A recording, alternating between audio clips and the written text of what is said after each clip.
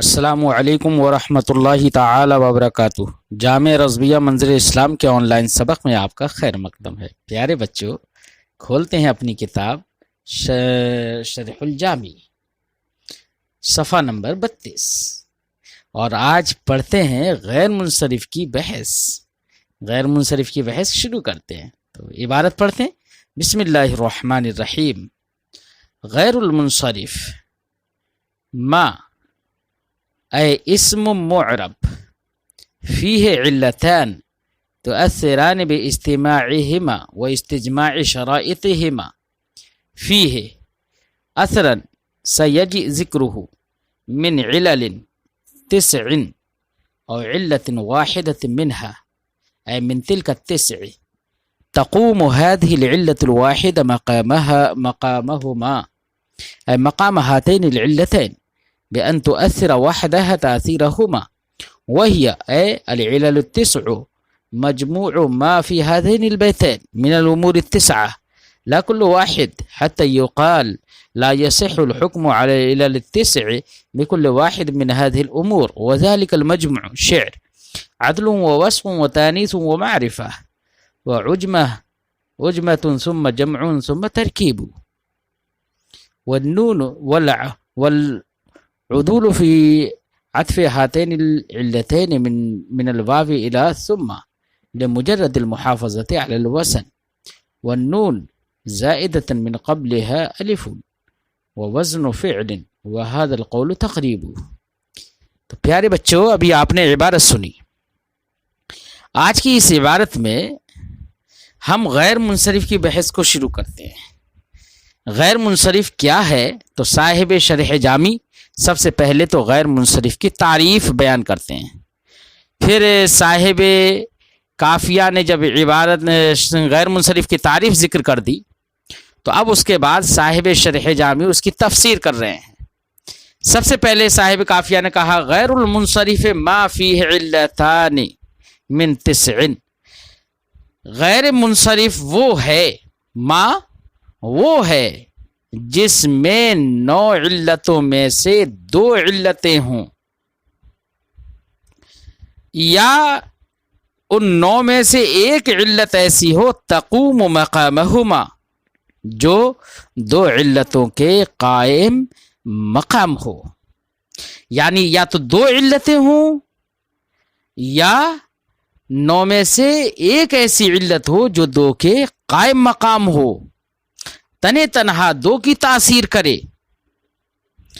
تو اگر کسی اسم کے اندر ایسی 2 علتیں یا ایسی ایک علت پائی جاتی ہے تو اس اسم کو اسم معرب کہا جائے گا۔ تو غیر منصرف، اس اسم کو اسم معرب غیر منصرف کہا جائے گا۔ اگر کسی اسم معرب کے اندر ایسی 2 علتیں ہیں یا ایک علت ہے تو اس کو غیر منصرف کہا جائے گا۔ تو غیر منصرف کی تعریف ذہن میں آ گئی بچوں۔ اب صاحب شرح جامی فرماتے ہیں غیر المنصرف ما، غیر منصرف وہ ہے، تو ما اپنے اس کے اندر عموم ہے۔ کیا ہے؟ ما کے اندر عموم۔ اب اس عموم کی بنا پر صاحب شرح جامی نے اس عموم کی تفسیر اسم معرب سے کر دی، اے اسم معرب۔ اب یہ اسم معرب سے تفسیر صاحب شرح جامی نے کیوں کی ہے، اس کی وجہ کیا ہے تفسیر کرنے کی؟ تو در حقیقت بچوں، یہ ماں کے اندر ماں کی تفسیر جو اسم معرب سے صاحب شرح جامی نے کر دی، یہ تفسیر در حقیقت ایک اعتراض کا جواب ہے۔ اعتراض کیا ہے بچوں؟ یہاں پر ایک اعتراض کو یہ کر سکتا ہے کہ تعریف غیر منصرف میں جو کلمہ ما ہے وہ عام ہے، جب عام ہے تو بے معنی شے ہوگا، تو اب معنی یہ ہوگا کہ غیر منصرف وہ شے ہے جس میں 2 سبب یا ایک ایسا سبب جو 2 کے قائم مقام ہو پایا جائے۔ تو یہ تعریف غیر منصرف لفظ ضربت پر صادق آتی ہے، کیونکہ ضربت ایسی شے ہے، ضربت ایک شے تو ہے نا، صیغہ فعل ہے تو شے تو ہے ہی، شے میں تو عموم ہے نا۔ تو ضربت ایک ایسی شے ہے جس میں دو علتیں ہیں، یعنی تانیث ہے اور اسی کے اندر وصف ضرب بھی ہے، تو وصف ضرب اور تانیث دو علتیں موجود ہو گئیں، لہذا ضرابت کو غیر منصرف ہونا چاہیے تھا۔ یہ کوئی لفظ ماں کے عموم کی وجہ سے یہ کوئی اعتراض کر سکتا تھا؟ صاحب شرح جامی نے اس اعتراض کا جواب ذکر کیا اور کہا اے اسم معرب۔ اب جواب کا خلاصہ کیا ہوگا بچوں؟ جواب کا خلاصہ یہ ہوگا کہ تعریف میں جو ماں ہے اس ماں سے مراد شے نہیں ہے، کیونکہ بحث اسم کی چل رہی ہے، اس لیے ماں سے مراد اسم ہے۔ اور رہا ضربت، تو ضربت تو فعل ہے، وہ اسم ہی نہیں ہے، لہذا ضربت پر غیر منصرف کی تعریف صادق نہیں آئے گی۔ چلیے ٹھیک ہے، ضربت پر غیر منصرف کی تعریف صادق نہیں آئے گی کیونکہ وہ فعل ہے، تو اسم نکال کر کے اس کو خارج کر دیا۔ لیکن ابھی ایک اور اعتراض ہو سکتا ہے، اعتراض یہ ہو سکتا ہے بچوں کہ قائمتن، اس میں فاعل جو ہے قائمتن قام یقوم سے، اس میں دو علتیں موجود ہیں، یعنی تانیث ہے اور وصفیت ہے، حالانکہ پھر بھی قائمتن غیر منصرف نہیں ہے۔ پھر اسی طریقے سے اگر آپ دیکھ لیں نوح ہے، لوط ہے، ان میں دو علتیں ہیں،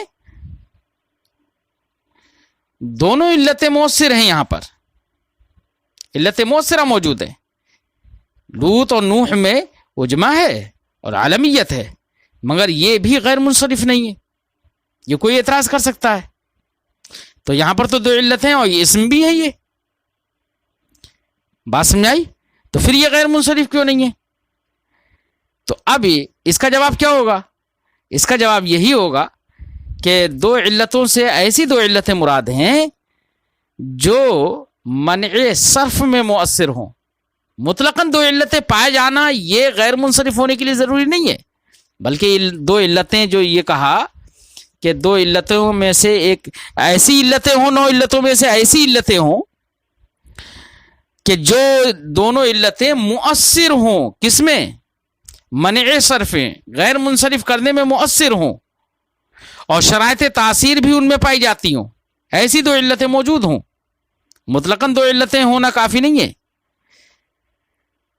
لہذا جب شرائط تاثیر پائی جائیں، یہ جب مراد ہے، تو اب ایسی صورت میں آپ جان لیجئے کہ تانیث بغیر علمیت کے مؤثر نہیں ہوتی ہے، لہذا قائمتن میں اگرچہ تانیث ہے اور وصفیت ہے، لیکن تانیث چونکہ بغیر علمیت کے مؤثر نہیں ہوتی ہے، اس لیے قائمتن میں جو تانیث ہے وہ علت منع صرف نہیں بنے گی، اور ہماری مراد کیا ہے؟ دو ایسی علتیں ہوں جو منع صرف میں مؤثر ہوں۔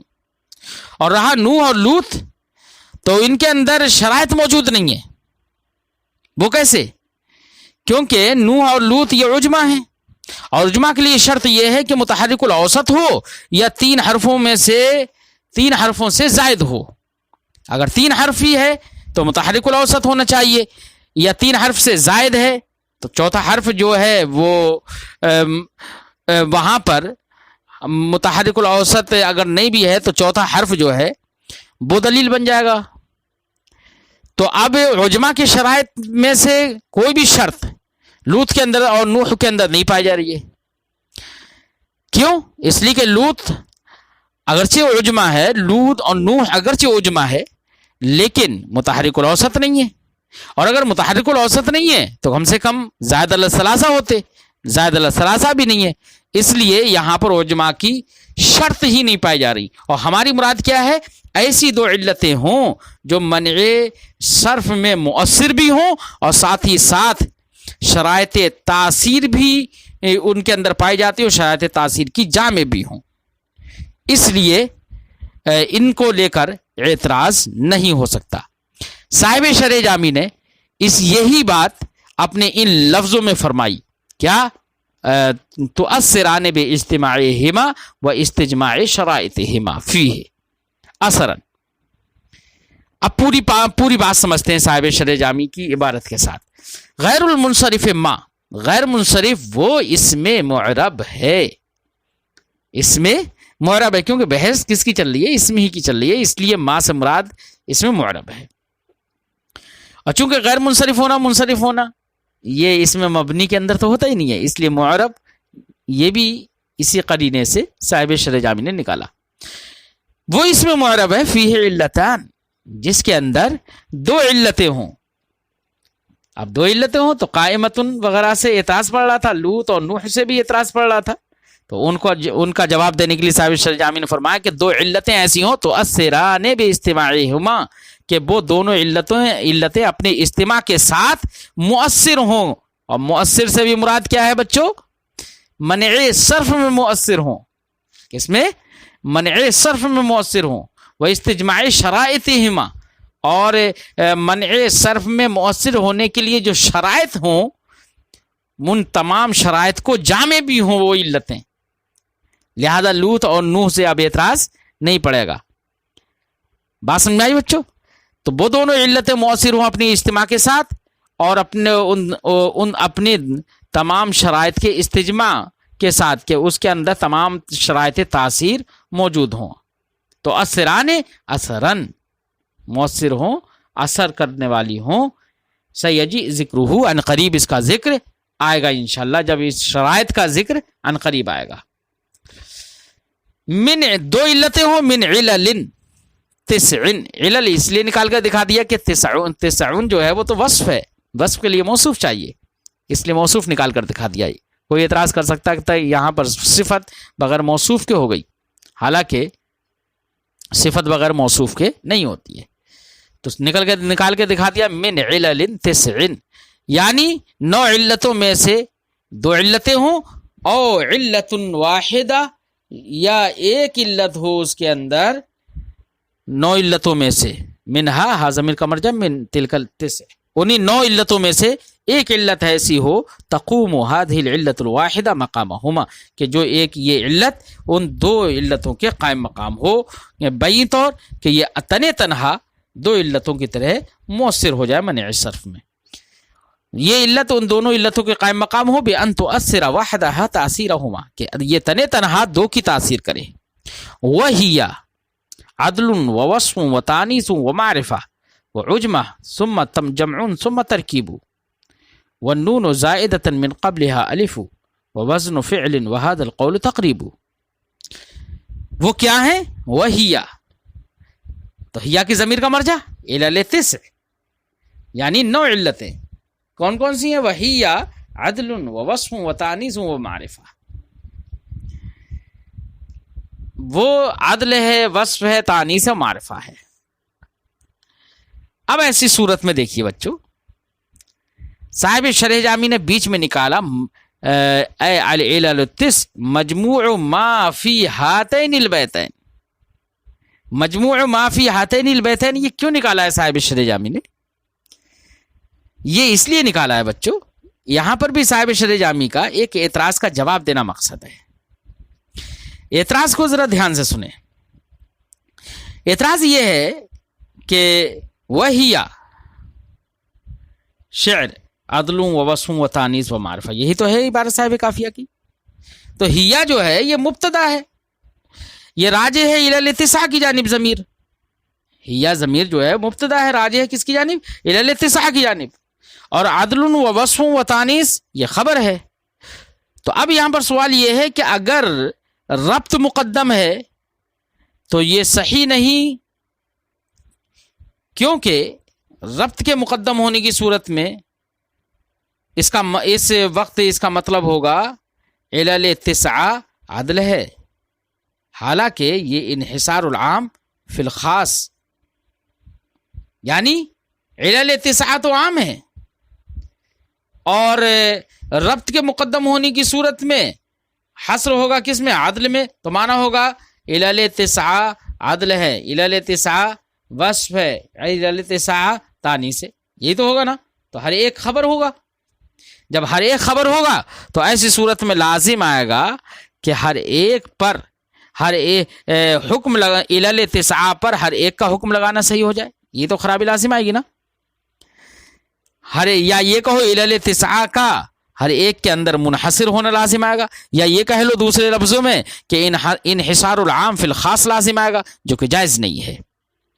یہ اس صورت میں ہے جبکہ ربط مقدم ہو عطف پر، تبھی تو ہر ایک پر حکم ہوگا. اور اگر عطف مقدم مانے تو عطف مقدم مانیں گے تو ایسی صورت میں معطوف معطوف علیہ مل ملا کر پہلے یہ سب کے سب معطوفات سب مل ملا کر پھر بعد میں حکم لگے گا، تب کہا جائے گا کہ عطف مقدم ہے. تو اب اگر عطف مقدم ہے تو شیء واحد من حیث اللفظ پر اخبار متعددہ کا حمل ہو جائے گا، کیونکہ وہی ضمیر سے مراد العلل التسع من حیث اللفظ شیء واحد ہی تو ہے نا. اور عطف مقدم ہے تو ابھی ایسی صورت میں سارے عدل وصف تانی سارا مجموعہ مل کر، اخبار متعددہ مل کر مجموعہ ان کا عطف ان کا حمل ہو جائے کس پر؟ شیء واحد من حیث اللفظ پر.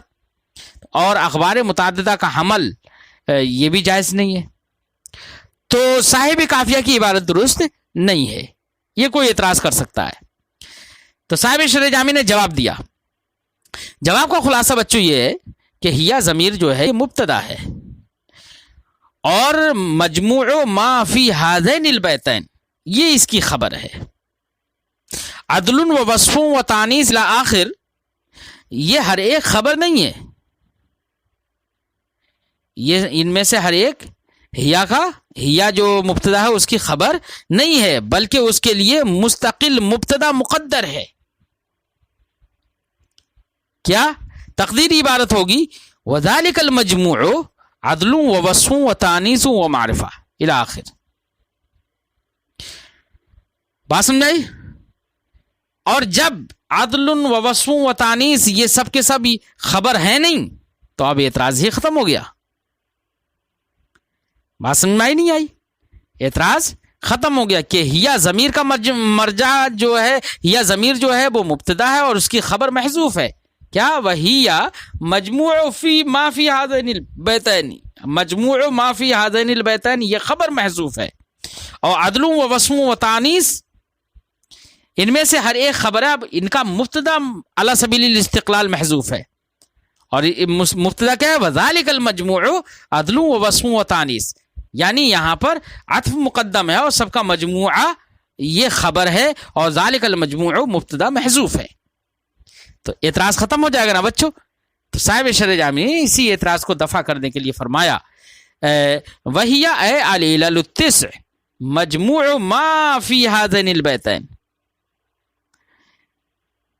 وہ ان کا مجموعہ ہے، علل تسع وہ ان کا مجموعہ ہے جو ان دو شعروں کے اندر موجود ہیں. وہ دو شعروں کے اندر موجود کیا ہے؟ من الامور التسعہ، امور تسعہ لا کل واحد، علل تسع ہر ایک نہیں ہے. حتی یقال کے اعتراض کیا جائے لا یصح الحکم علی التسع بکل واحد من هذه الامور، کہ ان امور میں سے ہر ایک کے ذریعے سے علل تسع پر حکم لگانا یہ صحیح نہیں ہے، کہ علل تسع میں سے ہر ایک عدل و وصف و تانیث ہر ایک الگ الگ العلل التسع یعنی ہیا ضمیر جو کہ علل تسع کی طرف لوٹ رہی ہے اس کی خبر بنے، یہ حکم لگانا صحیح نہیں ہے. یہ اعتراض ہوتا تو جواب دے دیا کہ نہیں، ہیا ضمیر کا خبر جو ہے وہ مجموع ما فی ہذین البیتین ہے، نہ کہ عدل و وصف و تانیث میں سے ہر ایک. اب کیا ہے وہ شعر؟ تو فرماتے ہیں شعر عدل و وصف و تانیث و معرفہ و عجمہ ثم جمع ثم ترکیب. عدل ہے، وصف ہے، تانیث ہے و معرفہ ہے، اور عجمہ ہے، ثم جمع پھر جمع ہے، ثم ترکیب پھر ترکیب ہے. اب دیکھو یار غور کرو، یہاں پر صاحب قافیہ نے عدل و وصف و تانیث و معرفہ واو کے ساتھ کہا، سب میں وہ عجمہ سب میں واو کے ساتھ کہا، واو جمعیت کے لیے آتا ہے، ٹھیک ہے. لیکن پھر اس کے بعد میں ثم جمع ثم ترکیب کہا، دو سببوں کے اندر ثم لے کر آئے، اور ثم تراخی کے لیے آتا ہے. اور جب ثم تراخی کے لیے آتا ہے تو معنی یہ ہوگا کہ عدل وصف تانیث معرفہ عجمہ یہ سب کے سب سبب ہیں غیر منصرف ہونے کے، ان کے بعد میں جمع ہے، پھر جمع کے بعد میں ترکیب ہے سبب. کیا ایسا ہی ہے کہ ان کے بعد ہی میں وہ سبب ہے؟ نہیں ہے، ایسا نہیں ہے، ان کے بعد نہیں ہے. عدل وصف تانیث معرفہ عجمہ نہیں بھی ہو تب بھی کسی لفظ کے اندر جمع ہو تو وہ ان کے بعد تھوڑی ہوگا، وہ ابتداً اگر کوئی جمع ہے، جمع مطلب غیر منصرف ہونے کے لیے جو جمعیت کی شرط ہے وہ اس کے اندر پائی جا رہی ہے تو وہاں جمع ہے، کوئی ضروری نہیں ہے کہ وہ ان کے بعد ہو۔ تو ثم تراخی کے لیے تو صاحب کافیہ کی عبارت سے تو یہ سمجھ میں آ رہا ہے جیسے کہ جمع ان کے بعد ہو، پھر جمع کے بعد ترکیب ہو۔ صاحب شرح جامی نے اس اعتراض کا جواب دیا، فرمایا والعدول فی عطف ہاتین العلتین، ان دونوں علتوں کے عطف کرنے میں، یعنی جمع اور ترکیب دو علتیں ہیں نا، ان دونوں علتوں کے عطف کرنے میں مصنف نے جو عدول کیا ہے من الواو الی ثم، واو سے ثم کی جانب جو عدول کیا ہے، تو ثم کی جانب عدول کرنے کا مقصد یہ نہیں ہے کہ تراخی کو بیان کرنے کے لیے ہو کہ ان علتوں کے بعد میں جمع علت ہے اور جمع کے بعد میں ترکیب علت ہے، تو تراخی بیان کرنے کے لیے نہیں ہے، بلکہ یہ عدول واو سے ثم کی جانب لمجرد المحافظت علی الوزن، صرف اور صرف وزن پر محافظت کے خاطر ہے، صرف اور صرف وزن پر، یعنی شعر کے وزن کی حفاظت اور محافظت کے لیے ہے صرف، نہ کہ ثم بمعنی تراخی، بلکہ ثم یہاں پر بمعنی واو ہی ہے، جمع کے لیے ہے، لیکن محافظت وزن کے لیے کہ اگر ثم نہ لا کر واو لے آتے صاحب کافیہ تو شعر کا وزن ناقص ہو جاتا۔ والنون زائدتاً من قبلها الف، اور نون ایک علت ہے اس حال میں کہ اس سے پہلے الف زائد ہو، اور وزن فعل بھی ایک علت ہے، تو یہ سب 9 سبب ہو گئے۔ وہذا القول التقریب، یہ قول یہ حفظ کے زیادہ قریب ہے، یعنی اسباب منع صرف کو شعر کے اندر بیان کر دینا یہ حفظ کے زیادہ قریب ہے، یا درستگی کے زیادہ قریب ہے، یا یہ تقریبی ہے، تحقیقی نہیں ہے، یعنی مجازی ہے۔ کیا ہے پوری تفصیل، پوری وضاحت انشاءاللہ آئندہ سبق میں سنتے ہیں۔ آج کی گفتگو یہیں پر ختم کرتے ہیں۔ تو زائد اگلے صاحب شرح جامی لفظ زائدتاً من قبلها الفن پر بحث کریں گے، اور ھذا القول التقریب پہ بحث کریں گے، ان دونوں باتوں پر بحث کریں گے کہ لفظ زائدتاً یہ حال ہے یا خبر ہے، یا الفن یہ زائدتاً کا فاعل ہے یا مبتدا مؤخر ہے، کیا ہے، اس پر صاحب شرح جامی گفتگو کریں گے، اور ھذا القول التقریب کی تقریب کا کیا معنی ہے، تو یہ اس پر بحث کریں گے، لیکن یہ دونوں بحثیں ہم انشاءاللہ آئندہ سبق میں کرتے ہیں۔ آج کی